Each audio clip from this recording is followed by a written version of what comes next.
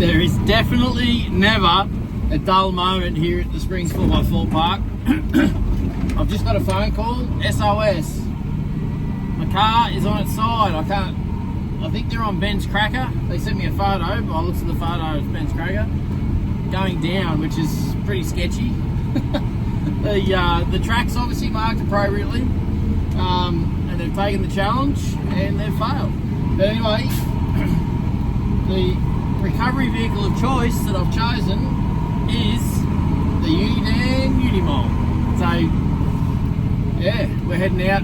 It'll be an interesting recovery in the big mog, because for those of you that are familiar with the with Ben's Cracker, you know how steep it is. So doing a recovery in a Unimog on very, very steep terrain could be very interesting. Anyway, hopefully I can catch some of the action and share it with you guys very shortly. Stay tuned. Well, we're here. Have a go at this. Not ideal. Everyone's okay. So, it's so steep. We've got the Springs race truck over here with Tyler. He's going to hook to the side, pull it back on its wheels. I'm going to hook the mog up to this tree here with the back winch, park the mog there, and then run the front winch down to him. That way I'm anchored, even though I'm 7 ton. Still better to be safe than sorry. Anchor myself in place, and then I'll drag him to the top of the hill. All's good. Let's see how we go.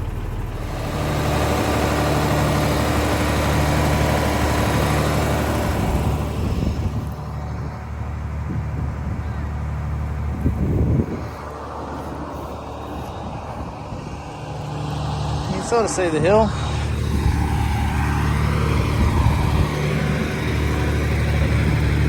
So we got the rear winch on. See through there. On that tree up there. Just get Tyler hooked up.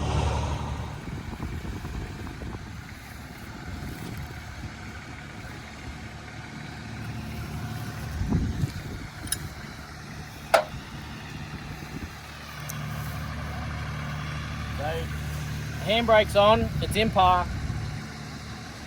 He's not trusted to drive it, but you can see why, so he can get out of the way. But the mog is anchored at the back with a 20,000 pound carbon winch. We've got the 20,000 tank carbon winch on the front as well, hooked to the rear.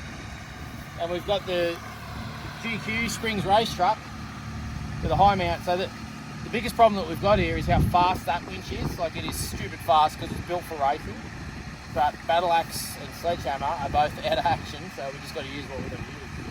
But anyway, we'll get you out of the way. We'll get some tension taken up on this one when he's out of the way. Beauty with the tank winches. Look at that. Like, how far away am I? Like 30 metres, 40 metres, probably more. And I don't even have to be there. Do you want to come right over here, mate? Get right out of the road. Try and stay on the high side of your car. I don't think it's going anywhere, but no, it's pretty solid.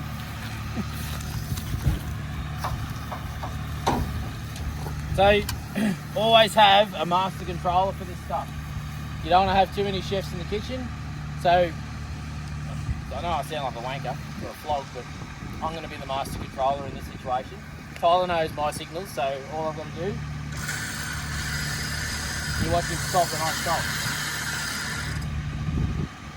That easy. There's not miscommunication. You haven't got 12 Muppets saying, "Oh, winch it in a bit more," you know, like one person. So this is how we're going to do it safe and sound. So I'll do a little bit on mine, take a bit of tension. Just a little bit.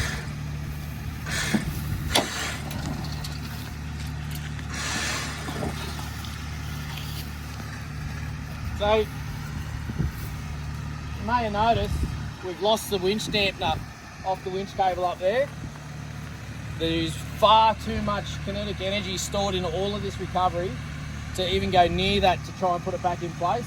So we're not even going to do that. We're just going to leave that on the ground. We had it in place, it fell off, unlucky. If it breaks and it hits a car, that's fine. If someone goes in there and it breaks and hits him in the head, that's not okay. So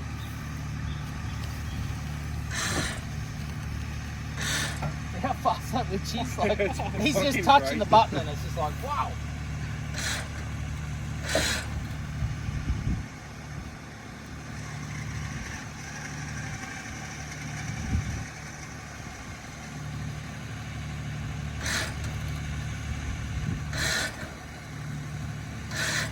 It's pulling him down the hill a little bit as well. Just stay there.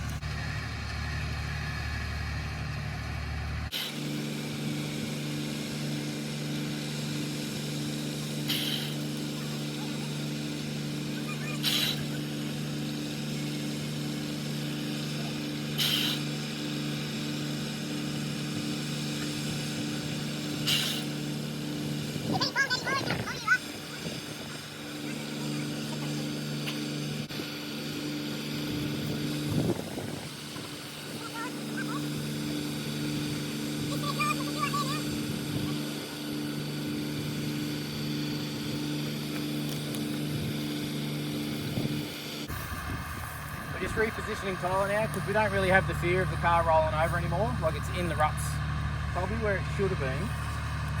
That's fun. But anyway, we're going to position Tyler up there. So what I'm going to do is take the tension off the carbon whip.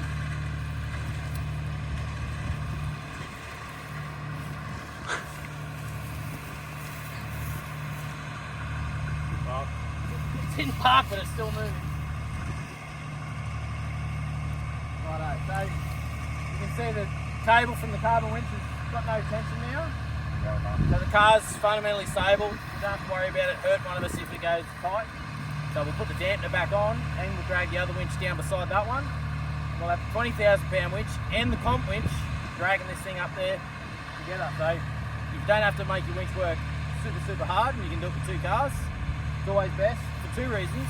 It takes stress off the winch, and if one of the cables break or one of the attachments fail or what have you, you've got another cable holding onto the car. Keep watching.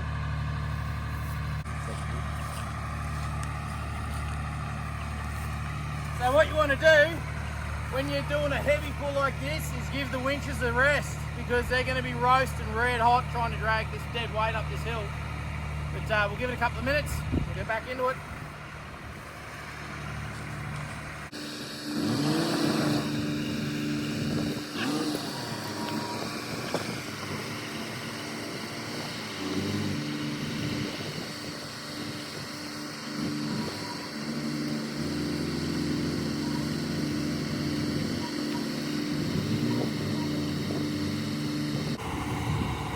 We're just going to have to reset the mog.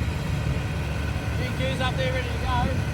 I reckon I'm going to turn the mog around, put a strap on it like a winch extension, and I'll just drive. That winch will outrun the mog anyway, and you can steer it the last bit. Yep. Righto.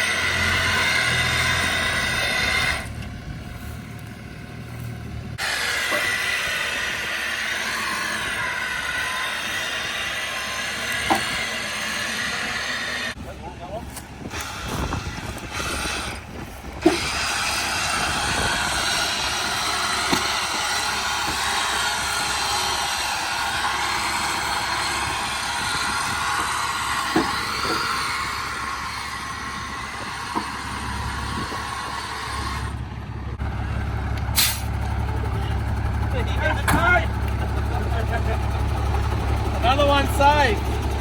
And have a look at that. The damage isn't that bad, really. Like a new guard. You could probably panel beat that and spray paint that. That's nothing. That was last time. That was already there. Is that blue right there? I'm going to give you another one of these stickers. That's it. Well, another successful recovery. Never take shortcuts. If you can use two winches, use two. And if you can use them all, use them all. Anyway, get this all packed up and get back to camp. Talk soon, guys.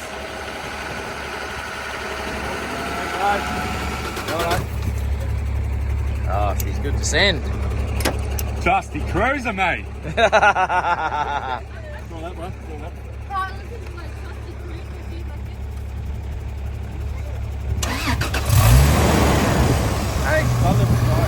Hey. Never. Out of jail free there, mate. That was a good one. Bloody hell. How lucky. So, Bud's Customs in Slacks Creek. This is all his bar work. Oh, buddy. So this whole car rolled onto its side. Look what happens when there's no Bud's Custom. When there is, this rail has literally saved this car. Unfortunately, the snorkel stuck out a little bit further than the rail, and that's what's caused that guard to pop in.